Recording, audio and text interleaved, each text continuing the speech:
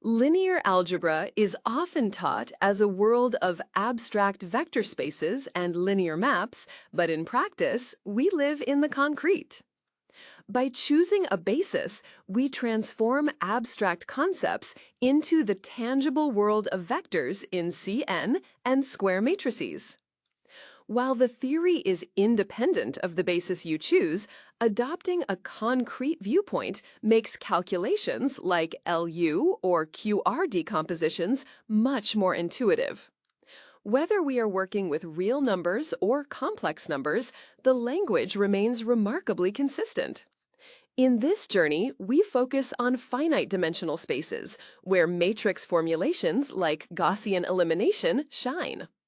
This concrete approach isn't just a convenience, it's the bridge that allows us to translate mathematical elegance into computer algorithms that power our modern world. To master matrices, we must speak their language fluently. One of the most vital tools is the rank nullity theorem, which tells us that for any matrix A, the dimension of its kernel plus the dimension of its image equals the number of columns, m. This balance defines the solvability of systems like AX equals B.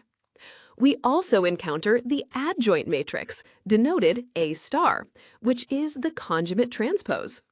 It is the unique matrix that satisfies the inner product identity. The inner product of X and AY equals the inner product of A star X and Y. This relationship isn't just symbolic. It links the geometry of the space to the algebraic operations we perform, forming the bedrock for everything from quantum mechanics to signal processing. When a matrix equals its own adjoint, we call it Hermitian. These matrices are the complex generalization of real symmetric matrices, and they possess beautiful properties. Their eigenvalues are always real, and eigenvectors corresponding to different eigenvectors are always orthogonal. This leads us to quadratic forms, which represent a kind of energy or cost function. For a Hermitian matrix A, the quadratic form Q sub A of x is given by x star AX. If this value is always positive for non-zero vectors, the matrix is Hermitian positive definite. In the world of optimization, these matrices define strictly convex surfaces, ensuring that when we look for a minimum, we find a unique, stable solution.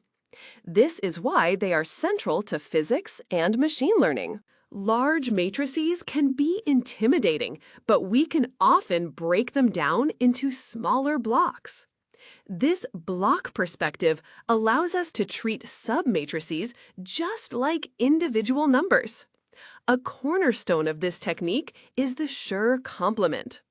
Imagine a partitioned matrix A with blocks A11, A12, A21, and A22. If the first block is invertible, the entire matrix is invertible if and only if its Schur complement is invertible. This complement effectively condenses the influence of the first set of variables onto the second. It's a powerful way to solve large systems of equations by substitution, turning a massive problem into two smaller, manageable ones. This technique is ubiquitous in control theory and numerical analysis, providing both theoretical insight and computational efficiency. The true beauty of linear algebra is its ability to model the physical world. Consider a vibrating string. We can approximate its continuous motion using the finite difference method, which transforms a differential equation into a tridiagonal matrix system. By solving AX equals B, we find the string's equilibrium. But matrices don't stop at physics. In graph theory, adjacency matrices encode the connections of a network, while Laplacian matrices help us understand connectivity and clustering through their eigenvalues. Even in electricity, Kirchhoff's laws translate directly into linear systems, where nodes are unknowns and resistors are matrix entries. Whether it's the flow of current or the spread of information in a social network, matrices provide the unified framework to describe and solve these complex interactions.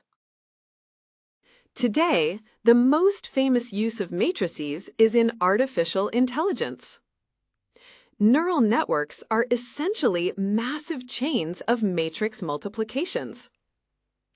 Each layer of a network takes a vector of inputs, multiplies it by a weight matrix W, and passes it through a nonlinear function.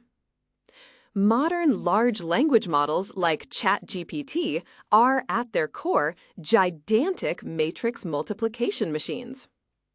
Because these operations are so frequent, computational efficiency is paramount. While naive multiplication takes O(n) cubed time, optimized routines use vectorization and cache management to run orders of magnitude faster. Understanding these linear algebra fundamentals isn't just an academic exercise. It is the key to unlocking the next generation of technology and understanding the algorithms that shape our digital lives.